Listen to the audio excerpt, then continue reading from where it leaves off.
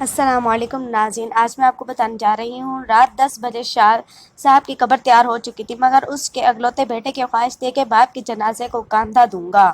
ماجد پہلوان مرحوم راجو پہلوان کا اکلوتا بیٹا تھا۔ اس کا باپ علاقے کا سب سے بڑا پہلوان تھا۔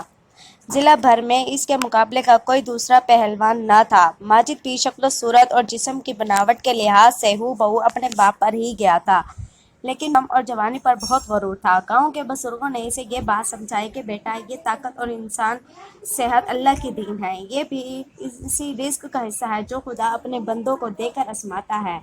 تیرا باپ ایک شریف اور عاجز انسان تھا اور گاؤں والوں کا ہر دل عزیز تھا۔ سارے گاؤں والے اسے اس لیے پیار نہیں کرتے تھے کہ وہ خوبصورت جسم کا مالک تھا، بلکہ اس لیے چاہتے تھے کہ وہ اخلاقی لحاظ سے بہت اچھا انسان تھا۔ بیٹا، یوں اکڑ کر چلنا چھوڑ دے، جو رب تجھے یہ خوبصورت جوانی دے سکتا ہے تو وہ لینے پر بھی قادر ہے۔ ماجد نے کبھی کسی کی نصیحت کی پرواہ نہیں کی اور یہ کہتے ہوئے چلا جاتا کہ بزرگوں، اصل بات یہ ہے کہ تم سب لوگوں گاؤں والے مجھ سے حسد کرتے ہو۔ تم سب لوگ یہ جانتے ہو کہ میری جیسی قد کاٹ کا نوجوان یہ کوئی اور ہے ہی نہیں، اور نہ ہی کوئی مجھ سے مقابلہ کر سکتا ہے۔ میں جیسا بھی ہوں خوش ہوں اور میں اپنے اس روز جاؤں گا۔ جب گاؤں کے بڑوں نے محسوس کیا کہ یہ نوجوان ہماری بات سننے کو تیار ہی نہیں تو انہوں نے مزید نصیحت کرنے سے گریز کیا۔ گاؤں کے ساتھ ہی ایک قبرستان تھا اور گاؤں کے سارے لوگ رات کے وقت قبرستان سے گزرنے سے گریز کرتے تھے، مگر ماجد پہلوان سارے گاؤں کو بزدل کہتا تھا، جان بوجھ کر رات کو قبرستان سے ہی گزرتا تھا۔ ایک دفعہ گاؤں ایک بزرگ کی وفات ہوئی تو اس کے لیے قبر تیار کی گئی۔ اس کا اکلوتا بیٹا دبئی میں رہتا تھا۔ اس کی ایک فلائٹ مس ہو گئی تو میت کو صبح ہی دفن کرنے کا فیصلہ کیا گیا۔ جب رات 10 بجے اس کی قبر تیار ہو چکی تھی، رات کو ایک دیہاتی شہر سے واپس اپنے گھر آ رہا تھا تو زیادہ اندھیرا ہونے کی وجہ سے وہ شاہ جی کی قبر میں گر گیا۔ اندھیری رات کو اسے پتہ ہی نہ چلا کہ یہ ایک قبر ہے۔ اسے لگا کہ وہ کسی گڑھے میں گر گیا۔ کسان نے باہر آنے کی بہت کوشش کی مگر وہ قبر سے باہر نہ آ سکا اور آخرکار اس نے سوچا کہ صبح کو ہی کسی کی مدد سے باہر آ سکتا ہوں۔ کسان تھک ہار کر قبر میں ہی سو گیا۔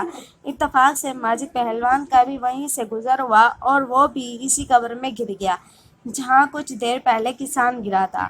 ماجد پہلوان کو پتہ چل چکا تھا کہ وہ کسی قبر میں گر گیا ہے۔ وہ انتہائی خوف زدہ ہوا اور اس کے خوف میں مزید اضافہ اس وقت ہوا جب سویا ہوا کسان نیند سے بیدار ہوا۔ ماجد نے باہر آنے کے لیے بہت زور لگایا، مکمل طور پر ناکام ہوا۔ کسان نے اس کے کاندھے پر ہاتھ رکھا اور آہستہ سے بولا کہ بھائی، میں نے بھی یہاں سے باہر آنے کی بہت کوشش کی مگر باہر نہ آ سکا، چلو دونوں ایک ساتھ سوتے ہیں۔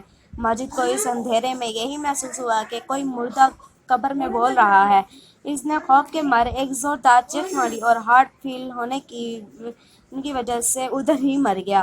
جب صبح ہوئی تو شاہ صاحب کا بیٹا اپنے باپ کی میت پر بہت رویا اور اپنے باپ کے جنازے کو کاندھا دینے کی اس کی خواہش پوری ہوئی۔ شاہ صاحب کی میت کو جب قبرستان لایا گیا اور اسے دفنایا چاہا تو انہوں نے دیکھا کہ ماجد پہلوان کی قبر میں لاش پڑی ہے اور اس کے ساتھ ہی ایک کمزور سا دیہاتی مدد کے انتظار میں بیٹھا ہے۔ انہوں نے دیہاتی کسان کو قبر سے باہر نکالا اور ساتھ ہی ماجد کی لاش کو بھی باہر نکالا۔ کسی کو کچھ بھی سمجھ نہیں آ رہا تھا کہ یہ کیا معاملہ ہوا۔ پھر کسان نے انہیں سارا ماجرا سنایا۔ گاؤں والوں کو ماجد پہلوان کی موت کا بہت صدمہ ہوا اور ساتھ ہی ساتھ انہیں ماجد کی وہ تکبرانہ باتیں بھی یاد آتی تھیں کہ میرے جیسا جوان پورے علاقے میں نہیں ہے۔ انسان کو ہر وقت خدا کے سامنے عاجزی اور انکساری کے ساتھ چاہیے، کیونکہ تکبر صرف خدا کی ذات ہی کر سکتی ہے، مگر انسان بے بس اور کمزور ہے۔ خدا سے دعا ہے کہ وہ ہمیں تکبر جیسی بیماری سے بچائے اور عاجزی عطا فرمائے۔ آمین ثم آمین۔ دوستو، آج کی ویڈیو آپ کو اچھی لگی ہو تو اس کو لائک کریں، شیئر کریں، سبسکرائب کریں تاکہ آپ کو ہر نئی آنے والی ویڈیو کا نوٹیفیکیشن آپ تک پہنچ سکے۔